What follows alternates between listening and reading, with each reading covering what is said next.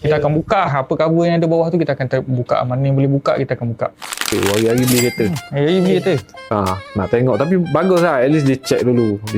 Dia nak tahu berapa yang dia kena keluar lepas dia ambil kereta tu.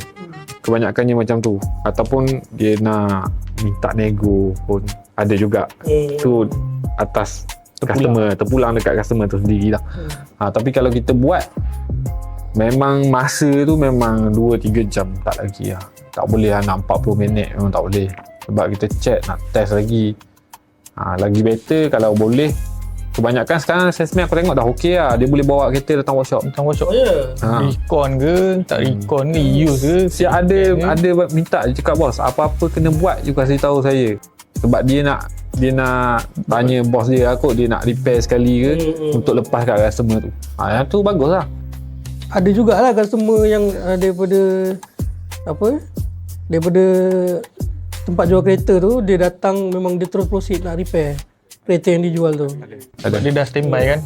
So itulah tujuan inspection. Apa keistimewaannya yang kau punya inspection ni?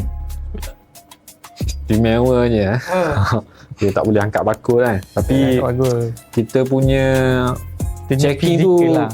Detail lah. Physical checking maksudnya. Kita check kereta tu depan mata. Sebab tu kita advise bawa ke workshop yang paling cun. Kalau nak inspection yang betul-betul cantik, bawa ke workshop. Kita boleh naik hoist. Naik jet Kita naik hoist, apa cover yang ada kat bawah kita buka.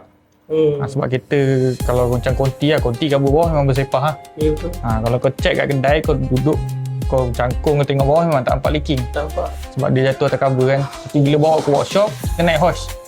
Kita akan buka apa cover yang ada bawah tu, kita akan buka. Mana yang boleh buka, kita akan buka. Tapi kita tak ada legai habis. Tapi benda yang basic lah, cover bawah tu. Dan insiden pun semua boleh check kan, kau boleh check kan.